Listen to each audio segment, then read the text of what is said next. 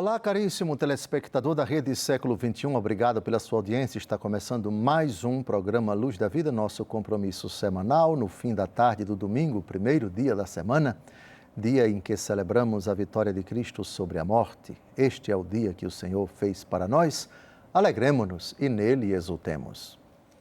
Programa Luz da Vida, pela 54ª vez, debruça-se sobre o argumento do paraíso. Paraíso, um dos 4 novíssimos, são as últimas realidades que sucederão a nossa breve aventura aqui na Terra. São 4 os novíssimos: morte, juízo, inferno e paraíso. Ao tema da morte dedicamos 29 programas, ao tema do juízo dedicamos 65 programas, ao tema do inferno 28 programas e ao tema do paraíso, com esse 54 programas.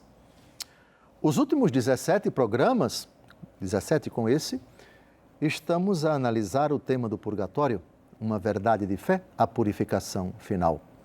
E já há vários programas, há mais de 10, estamos com a ajuda preciosa de uma santa do fim da Idade Média, século XV, Santa Catarina de Gênova, que teve experiências místicas e uma delas, ela foi transportada para o purgatório.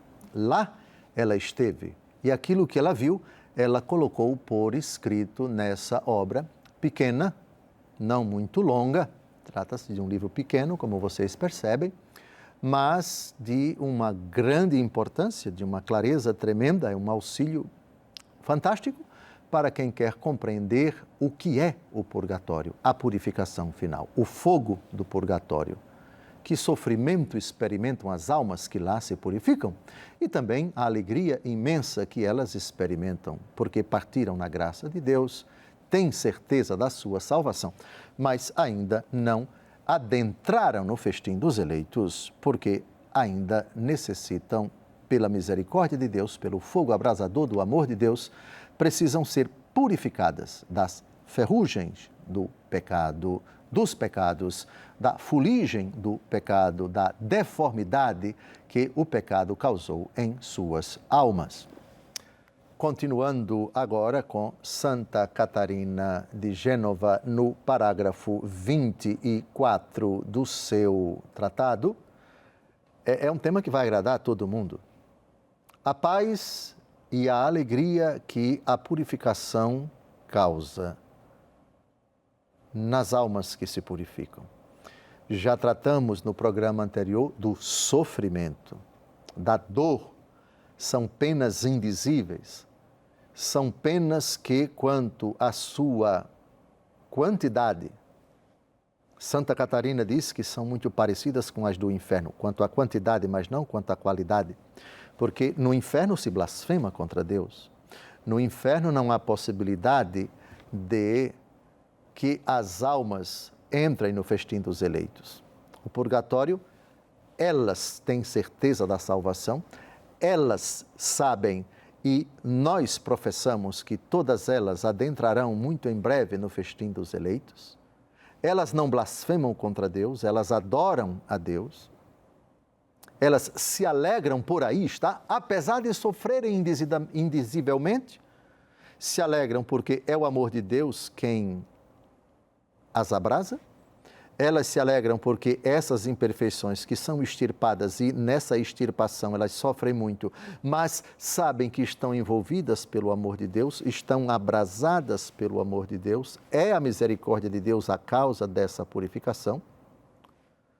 Portanto, essa condição traz uma paz indescritível, traz uma alegria inefável. E é disso que trata o parágrafo 24 deste tratado. Eu pediria muita atenção a vocês, porque sim, se é correto dizer que a purificação final, o purgatório, é lugar de sofrimento, está certo. É lugar de angústia, está certo. É lugar de aflição tremenda, está certo. E os motivos já tratamos nos 16 programas anteriores, só sobre o purgatório, esse é o 17º. Agora é hora de falar da paz que elas sentem. Não a paz definitiva. A paz definitiva somente no céu. Eu vos deixo a paz, eu vos dou a minha paz, não vos la dou como o mundo a dá. Jesus, ao falar isso, se refere da paz que ele concede aos que nele creem nesta vida e aos que a morte põe fim à fé, mas não à caridade. No céu não existe esperança, e sim a caridade. No purgatório não é correto, e no sentido estrito de falar de fé. A fé deixa de existir quando partimos desta vida, mas a esperança perdura no purgatório, pelo menos em se tratando de eu espero sair daqui dessa purificação, eu espero que o Senhor me purifique completamente para contemplar face a face Deus Todo-Poderoso. Mas paz, elas estão em paz, não paz definitiva, mas estão em paz. Afinal de contas, quem está reconciliado com Deus está em paz com Ele ou não? O que é fazer a paz com Deus? É estar em paz com Ele, reconciliada com Ele. Ora, todas as almas que estão no purgatório partiram reconciliadas com Deus. É uma paz, todavia, que não é plena, porque elas estão sofrendo. No inferno não tem paz, porque é um sofrimento dos condenados, e isso jamais acabará, sem possibilidade de arrependimento. No purgatório não se fala de contrição, não se fala de arrependimento, elas não podem merecer, mas estão em paz porque seguras da salvação. Com a palavra Santa Catarina de Gênova. Parágrafo 24 do seu Tratado do Purgatório. Eu vejo que as almas do purgatório compreendem que estão sujeitas a duas operações. A primeira é a de que sofrem voluntariamente aquelas penas, conscientes de que Deus teve com elas grande misericórdia, tendo em conta o que elas mereciam, sendo Deus quem é. Se a sua imensa bondade não a temperasse de misericórdia, a justiça, que se satisfez com o sangue de Jesus Cristo, um só pecado merecia 1000 infernos perpétuos. E é por essa razão que sofrem a pena voluntariamente, que não desejam que seja reduzida nem uma grama, tão convencidas estão de a merecerem justamente e que para isso está bem preparada. Assim, quanto mais vontade, tanto mais podem lastimar de Deus como se estivessem na vida eterna. Sofrimento voluntário, que não é sadismo, que não é masoquismo, isto é, eu quero sofrer, buscar o sofrimento pelo sofrimento, que já tratamos disso, me parece, no antepenúltimo programa, absolutamente, quando falávamos que no Calvário, nosso Senhor Jesus Cristo, ao mesmo tempo, sofreu indizivelmente e sentiu indizivelmente uma alegria. Mas a alegria de Jesus na cruz é por um motivo e o sofrimento de Jesus é por outro. Ou, pelo menos, o sofrimento é consequente ao ato de obediência a Deus até a morte e morte de cruz, o que, isso sim, a obediência ao Pai é que causa alegria a Cristo. Fazer a vossa vontade, Senhor, é o que me agrada. Texto do Antigo Testamento, citado solenemente pela carta aos Hebreus. Então, as almas do purgatório voluntariamente querem sofrer. Por quê? Porque sabem que estão ali na graça. Primeira coisa. Partiram reconciliadas com Deus. Segundo, é uma questão de, eu vou colocar entre parênteses, entre aspas, perdão, a palavra tempo. É uma questão de tempo que vão entrar na glória do céu. Terceiro, sabem que estão sofrendo por consequência dos seus pecados. Se elas sofrem é porque o amor de Deus que está extirpando, que está purificando, que está arrancando, que está polindo, que está burilando aquela alma, arrancando dela essas imperfeições, ferrugem do pecado, deformidade do pecado, as pequenas imperfeições que se incrustaram, deformando a alma, que a desfiguraram, apesar de estarem na graça de Deus, elas querem isso, estão sofrendo. É como, eu vou dar um exemplo, acho que vocês vão entender, espero que vocês vão entender. A criança está com alguma coisa aqui, ela está cheia de carrapatos, ok? Ela foi brincar com animais e os animais tinham muitos carrapatos e muitos bichos que estão aqui grudados no corpo e que para tirar esses carrapatos, esses animais, essas sanguessugas, sei lá, imagine qualquer animal, qualquer bicho, qualquer realidade viva que está sugando o sangue dele. O corpo está cheio de carrapato. E chega a mãe, que ama muito o filho, diz, sente aqui agora que eu vou arrancar um por um. Vai doer. A criança começa a sofrer. Ai, mamãe. Não pare não, mamãe. Eu estou sofrendo muito, mas não pare. Eu quero que a senhora tire. Eu espero que esse exemplo tenha ficado mais ou menos parecido com aquilo que sentem as almas que estão no purgatório. A criança, mamãe, esses carrapatos todos foram culpa minha. Que a senhora disse para eu não ir brincar com os animais, que os animais têm pulga, têm carrapato, têm pichilinga, tem isso, tem aquilo outro. E eu fui. Portanto, o corpo está cheio de carrapato, não por culpa da senhora. A senhora me advertiu, mas por culpa minha. Agora eu sei que eu vou sofrer a senhora tirando esses carrapatos todos. Mas, por favor, mamãe, não pare. Eu quero que a senhora faça isso. A criança está sofrendo cada vez que um carrapato com uma pinça... O carrapato está ali, ele não vai sair facilmente. E cada vez que você puxa o carrapato, causa uma dor. Eu espero que esse exemplo mais ou menos possa servir para a gente entender por que as almas do purgatório querem sofrer. Não no sentido masoquista. O que elas têm lá foi culpa delas, foi resultado da negligência delas. E agora, como elas não podem tirar? Porque as almas do purgatório não podem merecer. Só Deus pode fazer isso. Elas estão alegres por estarem sofrendo. Sofrem, porém, quando esses carrapatos, ferrugem, fuligem, deformidades, estão sendo tirados pelo amor de Deus. Espero que você tenha compreendido a comparação. Acho que essa ajuda a gente a entender porque elas querem sofrer, porque elas querem ser extirpadas com esse sofrimento indizível.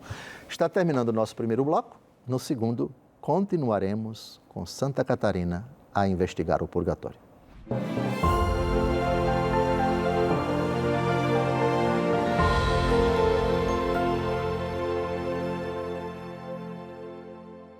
Olá, caríssimo telespectador da Rede Século XXI, obrigado por ter permanecido conosco. Depois desse breve intervalo, está começando o nosso segundo e último bloco do nosso programa semanal Luz da Vida, pela 54ª vez dedicado ao tema do paraíso. Paraíso, um dos 4 novíssimos, as derradeiras realidades que sucederão à nossa breve aventura aqui na Terra. São 4 novíssimos: morte, juízo, inferno e paraíso.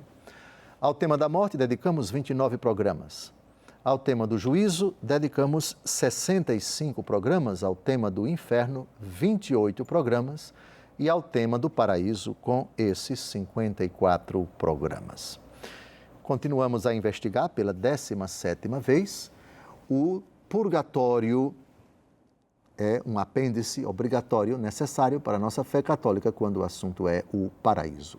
O estado pós-morte de purificação final das almas que partiram desta vida reconciliadas com Deus, portanto seguras da salvação, em paz com Deus, mas ainda não expurgadas, purificadas das sequelas do pecado, da ferrugem do pecado, das deformidades causadas pelo pecado, e das pequenas imperfeições das quais elas não se libertaram aqui nesta terra, as penas temporais dos pecados perdoados quanto à culpa. Santa Catarina de Gênova, santa mística do fim da Idade Média, século XV, ela teve o privilégio, Deus a escolheu para ser a portadora de uma mensagem para nós. Deus a transportou para o purgatório. Ela lá esteve para escrever, e de fato escreveu, o pequeno tratado sobre o purgatório. Um livro pequeno, mas muito condensado. E aqui nós temos respostas, temos explicações belíssimas para questões como essas. O que é o fogo do purgatório? Quanto tempo ele demora? Do que é que Deus purifica as almas do purgatório? Como elas sofrem? O que elas experimentam? Há diferença entre o fogo do purgatório e o fogo do inferno? Pois bem, já respondemos a todas essas questões, já estamos no finalzinho, e esse segundo bloco, na linha de continuidade do primeiro bloco, vai avançar para tratar daquilo que nós abordamos no primeiro bloco, isto é, que, malgrado o sofrimento indizível, as penas terríveis que atingem as almas do purgatório, elas experimentam, por outro lado, uma indizível paz e uma alegria incomensurável. Não paz plena, não alegria completa, consumada, porque isso somente na glória do céu, da qual elas ainda não participam, porque ainda não contemplam o Senhor face a face. Então, agora, depois de termos falado da alegria que elas experimentam por estar ali, alegria por estar sofrendo, e explicamos essa frase não no sentido masoquista, por favor, assista ao bloco anterior. Agora vamos tratar da outra alegria, da outra felicidade que elas experimentam, que é o gozo, o desfrute, o deleite do purgatório. O purgatório é um lugar de deleite? Sim. É um lugar de gozo? Sim. É um lugar de prazer? Sim. Em que sentido? Se elas ao mesmo tempo sofrem. Com a palavra Santa Catarina de Gênova, parágrafo 24 do seu Tratado do Purgatório. A outra alegria que elas experimentam é a do gozo que elas experimentam ao ver a ordenação de Deus, a disposição com tanto amor e compaixão pelas almas. E essas duas visões, a paz e o gozo, as imprime Deus naquelas mentes em um instante. Elas, como eles estão na graça, podem compreendê-las de acordo com a sua capacidade. E isso lhes dá um grande contentamento, que não mais lhes faltará, nunca, e que vai crescendo à medida que elas se aproximam mais de Deus. E essas visões não as têm as almas em si mesmas, não por suas próprias forças, mas pelas que vêm de Deus, no qual tem a sua atenção muito fixa, que nas penas que estão sofrendo e que não fazem maior caso. E a razão é que, como mínima que seja a visão que se tenha de Deus, ela excede qualquer pena ou alegria que o homem possa captar. E, embora exceda, não lhes livra, contudo, absolutamente nada com este contentamento. Em síntese, se elas estão sofrendo, se elas estão padecendo ali, é porque isso condiz com a ordem, a disposição de Deus, que é, ao mesmo tempo, infinitamente justo e infinitamente misericordioso. A justiça de Deus, nós já sabemos, não contradiz a sua misericórdia. Se Deus é bom, também o é porque é justo. Se Deus é justo, também o é porque Ele é bom. A justiça pode até, na nossa convivência humana, pelas nossas noções imperfeitas de dar a cada um aquilo que é seu, daquilo que é devido, daquilo que é próprio da pessoa, e aquela sustentação, aquela doutrina, aquele pensamento de que a misericórdia é gratuita, e portanto o objeto da misericórdia não se enquadra no objeto da justiça, porque misericórdia é gratuidade e justiça é aquilo que é devido. Só que a noção de justiça em Deus não é a mesma noção de justiça dos homens. Se a vossa justiça não suplantar a dos fariseus, vós não entrareis no reino dos céus. A justiça de Deus não contradiz a sua misericórdia. É misericordioso ao perdoar e é justo ao purificar. E as almas do purgatório compreendem isso e isso lhes causa uma alegria tremenda. Essa é a disposição de Deus. Como que? Permitam-me tergiversar um pouco e evocar aqui a autoridade do Salmo 84, versículo 11. Amor e verdade se encontram, justiça e paz se abraçam. Vejam essas 4 categorias. As almas do purgatório estão em paz? Claro. Estão reconciliadas com Deus? Mas eu disse aqui e repito, não é uma paz plena. Porque ainda é uma paz sofrida. É uma paz a ser purificada até atingir a condição da plenitude, que é a condição exigida por Deus para que uma alma adentre no festim dos eleitos. Mas que estão em paz, estão em paz. E pelo fato de ser uma paz ainda sofrida, uma paz dolorosa, as almas do purgatório compreendem isso. É conveniente, é de justiça. Eu mereço esse sofrimento indizível. Porque o amor de Deus, que perdoou minha culpa, devo ainda ser purificada naquilo que é consequência do meu pecado. E se isso está ainda em mim, não é por culpa de Deus, é culpa minha. E para ser extirpado, isso é doloroso e eu rendo graças a Deus por essa ordem, por essa disposição. Isso com relação à paz. Voltemos agora aos 3 outros elementos, por favor, evoco aqui. Amor e verdade se encontram, justiça e paz se abraçam. Ok. Já falei da paz. Amor.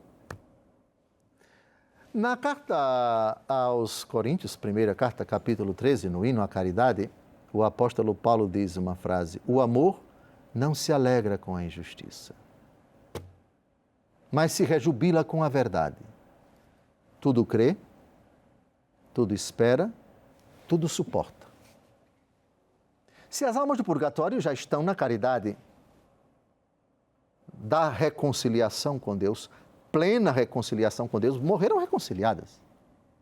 Têm certeza da salvação. Portanto, amam Deus na medida de suas condições de almas que estão sendo purificadas. Portanto, tudo suportam. Hino da caridade, hino à caridade. 1 Coríntios 13. A caridade tudo crê, tudo espera, tudo suporta. Suporto, Senhor. É sofrido, mas eu suporto. Lembram do exemplo do carrapato? Que eu falei ainda há pouco? Sim, mamãe, não pare. É doloroso, mamãe, não pare. Sei que a senhora está fazendo isso por amor. Dói cada vez que um carrapato sai da minha pele. Pode tirar com um bisturi, seja lá com o que for, com um objeto cortante, dói, porque o carrapato, para sair, ele colocou suas patinhas ali e fica sugando o sangue. Oh, que dor! Mas tire, mamãe, tire, mamãe, tire, mamãe. E a criança olha para a mamãe, a senhora faz isso por amor. Me dói tanto, mas faça, mamãe. Sim, é justo. Amor e verdade se encontram. Justiça e paz se abraçam. Esse sofrimento é decorrente de um histórico meu de desobediência a Deus lá na terra. Tive a graça de partir para outra vida reconciliado, mas trouxe comigo essas imperfeições. Ó Senhor, é de justiça, mereço, quero, imploro que Tu continues a fazer. Isso me causa uma alegria imensa e uma dor tremenda. De novo exemplo do carrapato. Verdade, amor e verdade se encontram. A verdade do meu pecado. De um lado, a verdade da Tua santa misericórdia, da Tua santa pureza, que foram ofendidas pelo meu pecado e que causaram não apenas a culpa da qual me libertei, mas causaram também, e principalmente, depois do perdão já concedido a mim pela gratuidade da Tua misericórdia, essas sequelas, essa ferrugem, essa fuligem, essa deformidade. Por isso, um ferro, um material bem duro que foi deformado, que já não tem mais a feição original, para que ele volte a ter aquela feição, alta temperatura. E bater, lembram do fundidor, do ferreiro? O que é que ele faz depois de colocar aquela espada, aquele objeto? Bate, bate, bate, bate, bate, bate. E não é suficiente o fogo, é preciso colocar no fogo para amolecer, por assim dizer, aquilo que foi deformado e depois bater, bater e bater. Está terminando mais um programa. Deus cúmulo de bênçãos à sua vida. Não terminamos de falar do purgatório. Ainda temos mais 3 programas para terminarmos essa série de, até agora, 176 programas sobre os novíssimos, morte, juízo, inferno e paraíso. Deus abençoe sua vida. Obrigado pela sua paciência. Esse material, oxalá, você não esqueça dele. Assista, divulgue, fale para todos. A vida eterna está muito bem, modestamente explicada na Rede Século XXI. Um grande abraço, até o próximo domingo, se Deus quiser.